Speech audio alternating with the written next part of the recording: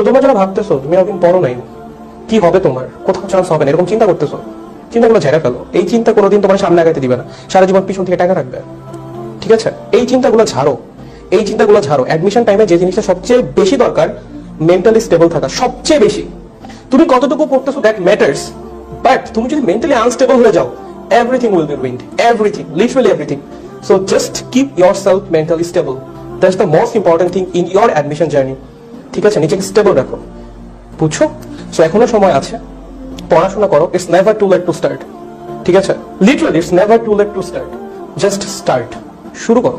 হবে কিছু না কিছু, হবে কিছু না কিছু হবে। আজকে না হলো কালকে হবে, কালকে না হলো সমস্যা না, একদিন একদিন হবে। বুঝছো? অনেকে কি হয়, অ্যাডমিশন চান্স হবে ভেঙে পড়ে। No no no, that's also not the right way. তুমি অ্যাডমিশন চান্স পাবে, ঠিক আছে, সবার চান্স হবে না, সত্য কথা, বাট সিট অনেক, বাট তাও সবার হয় না, কারণ পরীক্ষার্থী অনেক। ঠিক আছে, বাট স্টিল ভেঙে পড়া যাবে না। মানে জীবনের যে কোনো জায়গা থেকে আসলে উঠে আসা সম্ভব, আসলেই সম্ভব। ঠিক আছে, আমি আমার এমন অনেক ফ্রেন্ড দেখছি। আমার একটা ফ্রেন্ড ছিল, আমি নাম বলে দিচ্ছি, আমার একটা ফ্রেন্ড ছিল জোসেফে, সেন্ট জোসেফে। ওর এইচএসসি রেজাল্ট ছিল 4.64। ভাই ও বুয়েটে পড়ে, ওর এইচএসসি তে 4.64। এইচএসসি তে তুমি বলতো ভাই বুয়েটে অ্যাডমিশন কেন দিতে পারলো?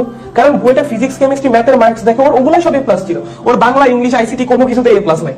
ঠিক আছে, এই 4.64 নিয়ে ওই এখন বুয়েটে পড়ে, বুয়েটে সিভিল ইঞ্জিনিয়ারিং এ পড়ে। আমি জানি না সিএম দেখতে পারে, নাও দেখতে পারে, মনে হয় না দেখতেছে, যাই হোক, ওই এখন বুয়েট সিভিলে পড়ে। সো ও যদি এখানে আসতে পারে, তোমার জন্য কি সমস্যা? এটা সমস্যা কোনো সমস্যা না, খালি পড়া লাগবে, খালি